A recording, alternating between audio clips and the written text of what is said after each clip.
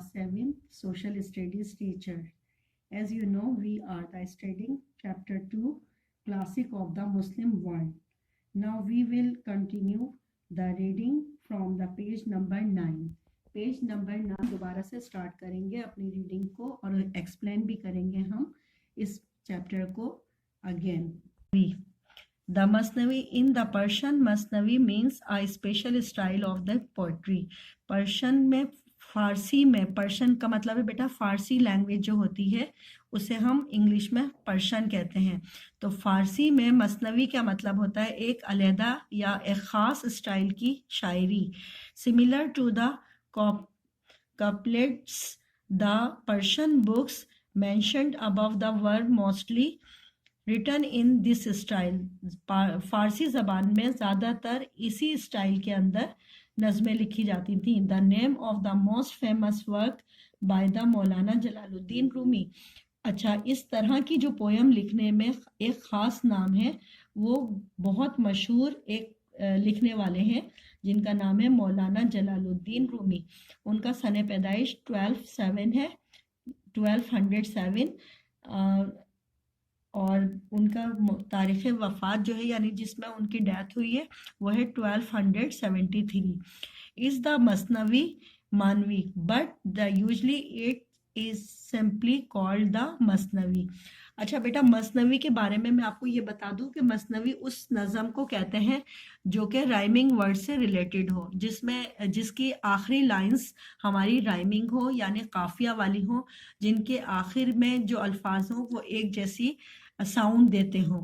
मिलते जुलते अल्फाज वाले जो काफिया वाले होते हैं उनको हम इंग्लिश में राइमिंग वर्ड कहते हैं. तो ये जो हमारी मसनवी होती है ये राइमिंग वर्ड के ऊपर मुश्तमिल होती है. Like the Sanai Nizami and the Attar, Maulana Rumi also believed in the unity of humankind. सनाई, निज़ामी और अत्तार, मौलाना रूमी जैसे लोग जो थे उन्होंने मुसलमानों की या इंसानियत की यूनिटी के ऊपर बहुत ज़ोर दिया है. At the very beginning of the Masnavi, he says listen to the reed flute, how it's tell its story, the complaining about the separation. Ever since I have been cut off from the field, men and women are the weeping on my lament. At the very beginning of the मसनवी, इस मसनवी में वो बता रहे हैं कि सुनो उस धुन को जिसके अंदर इस स्टोरी के अंदर बताया जा रहा है कि अबाउट द सेपरेशन के बारे में. Ever since I have been cut off from the field, man and the womens are weeping, यानी उन मर्दों और उन औरतों का रोना जिनकी सेपरेशन होने के बाद की जो वो एक दास्तान है वो उसमें उन्होंने बताई है. यहाँ पर इस पोयम के ज़रिए उन्होंने एक्सप्लेन करा है किसी सेपरेशन की होने वाली तकलीफ़ को किस तरह से उन्होंने लिया है, वो इस मसनवी के ज़रिए उन्होंने बताया है. This is and the example of how human being are the separated from each other, के किस तरह से वो जब अलहदा हो जाते हैं एक दूसरे से. बट अकॉर्डिंग टू रूमी के मुताबिक it is the responsibility of Muslims to bring together the scattered, the humanity. अब यहाँ पर उन्होंने इंसानियत के बारे में उन्होंने बताया है कि रिश्तों के बारे में उन्होंने बताया कि रिश्तों का किस तरह से जुड़ना और किस तरह से रिश्तों का टूटना कितना तकलीफ दे अमल होता है एक जोड़े के लिए जो कि एक दूसरे के लिए बने होते हैं और जब उनकी सेपरेशन होती है. One of the poem in the book tell the story of 4 men who spoke the different languages. यहाँ उन्होंने इस एक पोएम के ज़रिए बुक में बताया है उस स्टोरी में उन 4 आदमियों की जो बोलते हैं मुख्तलिफ ज़बानें. They found a coin and the started quarreling about which the fruit should be purchased with it। देखें बेटा, यहाँ मैंने ये जो अभी पैराग्राफ पढ़ा है सेकंड पैरा में, one of the poem of the book, इस बुक में ये बताया गया है इस पोएम के जरिए कि एक ऐसी स्टोरी उन्होंने बताई है जिसमें 4 आदमी हैं जो कि अलग अलग ज़बानें बोलते हैं। दे फाउंड अ कॉइन, उनको एक जगह उसने जमा करा है कॉइन की उससे, and started calling about the fruit which fruit should be purchased with it, यानी उन चारों आदमियों को वो एक फ्रूट जो है खरीदना है।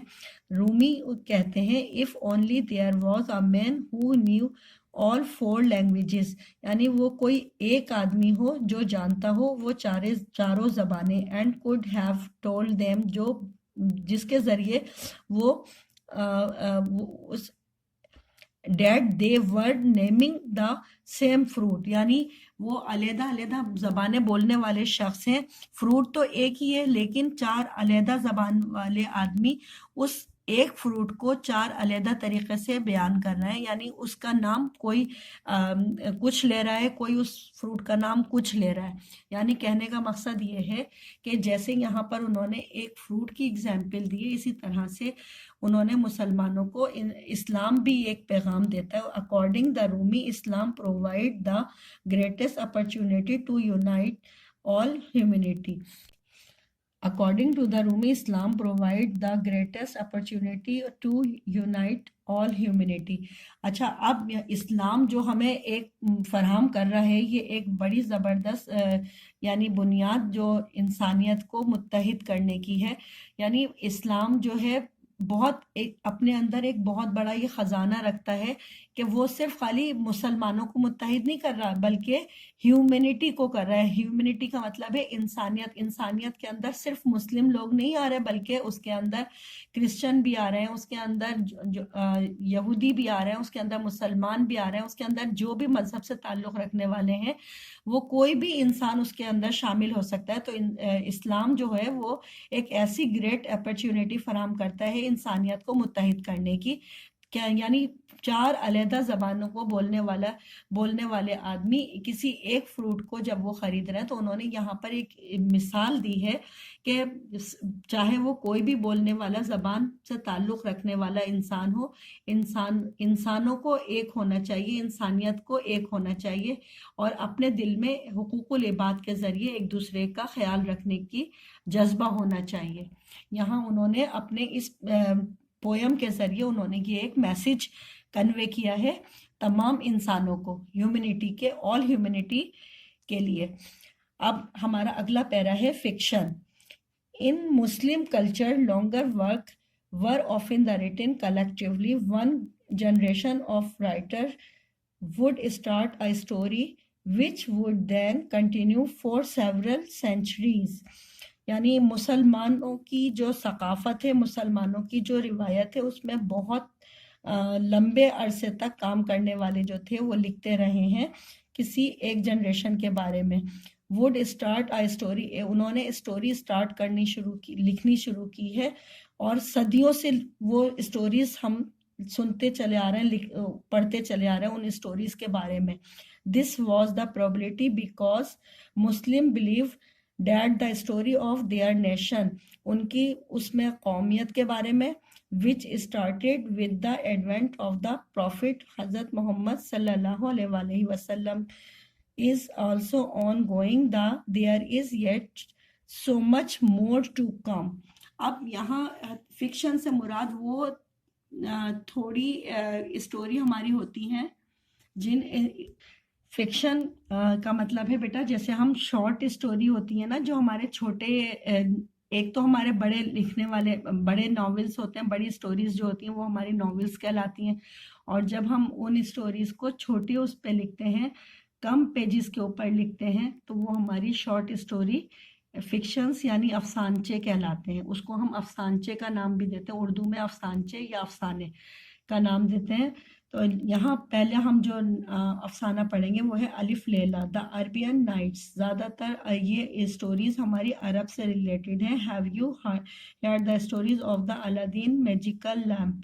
जैसे एक स्टोरी है अलादीन मैजिकल लैम्प की, Ali Baba and the 40 thieves, Ali Baba और 40 चोर की, and the 7 voyages of Sindbad and the sailor, यानी 7 voyages of Sindbad the sailor. ये सारी स्टोरी बेटा बहुत मशहूर है, हम बचपन से अपने सुनते आ रहे हैं अपने बड़ों से कि ये किस्सा फर्जी स्टोरीज हैं, अफसाने हैं जो जिनका हकीकत से कोई ताल्लुक नहीं, और ये एक फर्जी कहानियां हैं जो अरब अपने बच्चों को सुनाते थे और हम तक वो पहुंचती आई हैं।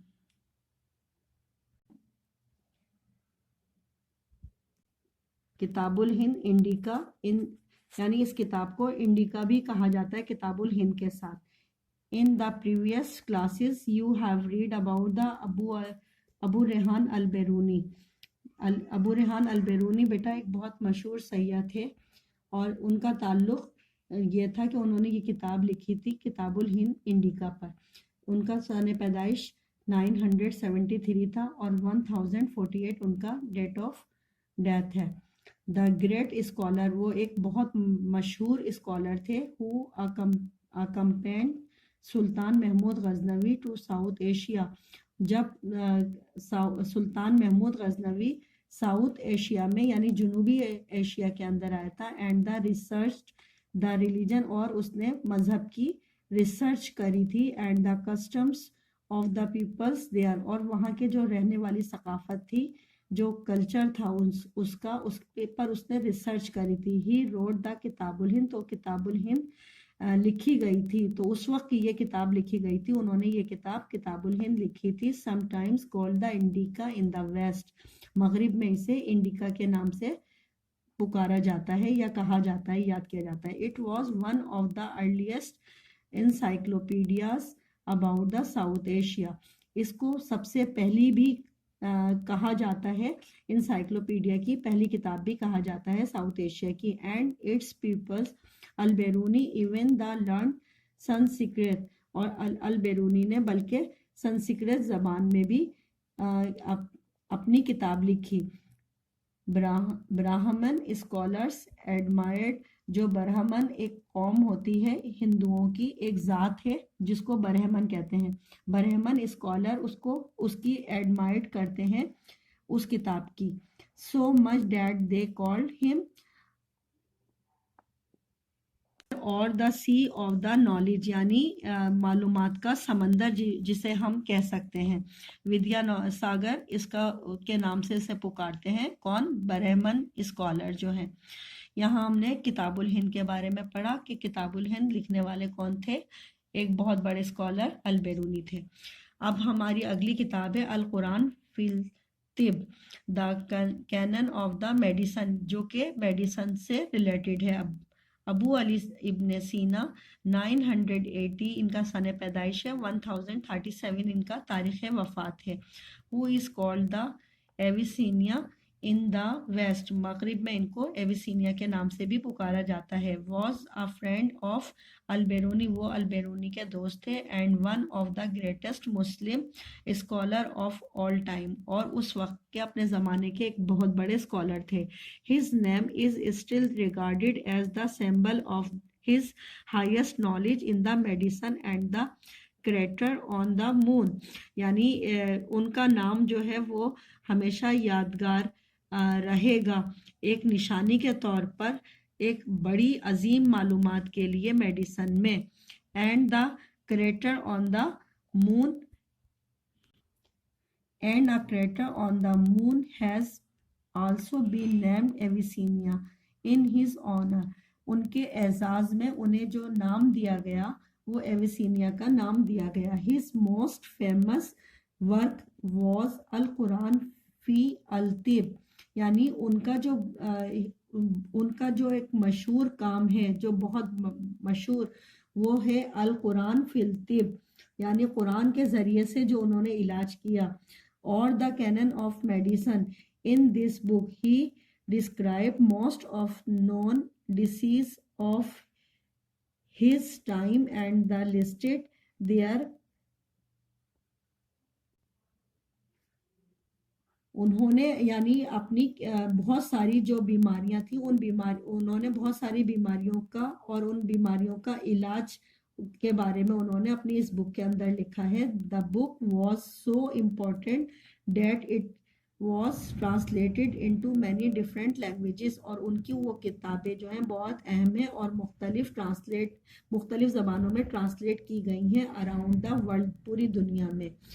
ज़्यादातर लोग जो हैं शॉर्ट नेम में उसको Quran and the European translated called the canon. European जो होते हैं वो उनको कैनन कहते हैं और पूरी दुनिया में ज़्यादातर उनका शॉर्ट नाम के तौर पर कैनन के नाम से उनको याद करते हैं.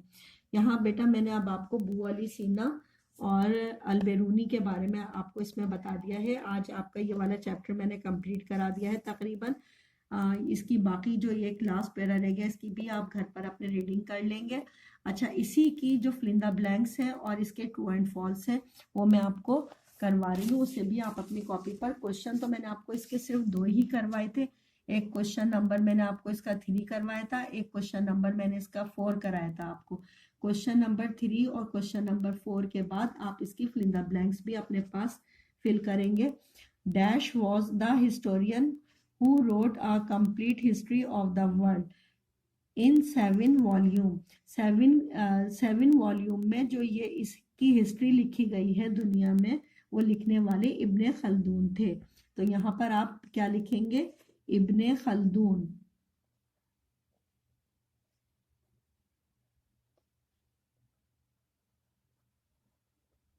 इब्ने खल्दून आप इसको लिखेंगे इस ब्लैंक के अंदर.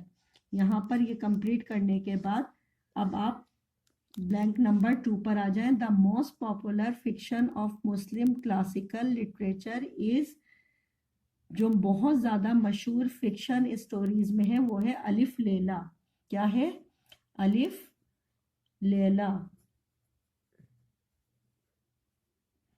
अलिफ लैला वल्लैल.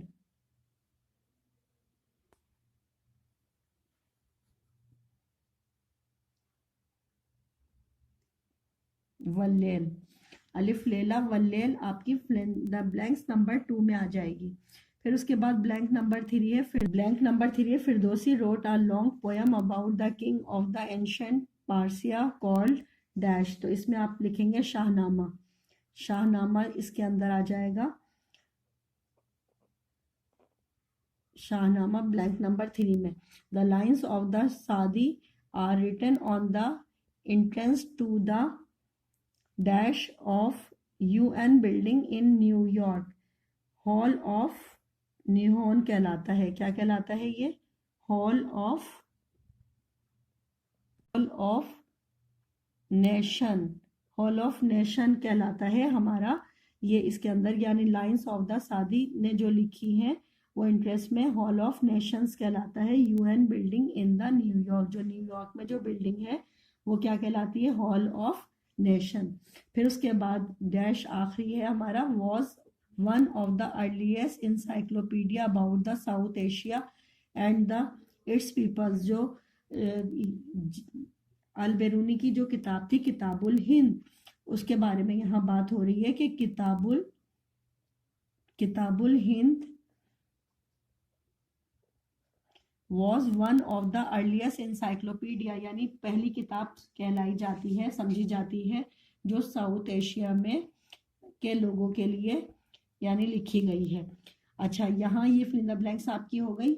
इसके अंदर आप पहली Firdausi wrote the Shahnameh at the request of the sultan Salahuddin. सुल्तान सलाहुद्दीन के ऊपर लिखी गई थी. तो इसमें आप लिखेंगे फॉल्स. पहले में आपके फॉल्स आ जाएगा. तो फिरदौसी ने लिखी थी शाहनामा. फिर दूसरी है मसनवी कंसिस्ट ऑफ 7 वॉल्यूम. अच्छा, मसनवी जो होती है उसके 7 वॉल्यूम नहीं थे. 7 वॉल्यूम जो थे इब्ने खल्दून ने जो लिखी थी उसके थे. और यहाँ कह रहे हैं कि मसनवी के, तो इसलिए ये भी हमारा फॉल्स है. फिर उसके बाद है Arabian nights is the collection of the Persian poem by the doctor Iqbal. तो डॉक्टर इकबाल ने तो नहीं लिखी है वो फारसी ज़बान के अंदर पोएम अरबियन नाइट्स की. इसलिए यहाँ पर भी फॉल्स आ जाएगा। अच्छा, Vidyasagar, a Sanskrit word means the sea of knowledge, तो ये सही है क्योंकि इसका मतलब यही है। विद्यासागर का मतलब है समंदर की जैसी नॉलेज, तो इसलिए इसके अंदर 2 आ जाएगा। Ibn Sina is known as the Avicenna in the west, west में उनको एविसीनिया के नाम से पुकारा जाता है, तो ये जुमला भी सही है, इसलिए 2 आ जाएगा। अब बेटा आपकी ये चैप्टर मैंने चैप्टर 2 कंप्लीट करा दिया है आपका, इसे आप अपनी कॉपी पर कंप्लीट करेंगे और साथ ही मुझे अपना काम भी चेक कराने के लिए कॉपी अपने फ्राइडे को मेरे पास स्कूल में भेजेंगे, लेकर आएंगे, ताकि आपका काम चेक भी साथ साथ हो जाए। इसके अलावा भी बेटा अगर कोई भी आपको प्रॉब्लम हो तो आप ग्रुप पर मुझसे व्हाट्सएप पर 628 मालूम कर सकते हैं। अपना बहुत सारा ख्याल रखिएगा। अल्लाह हाफिज़। Thank you very much.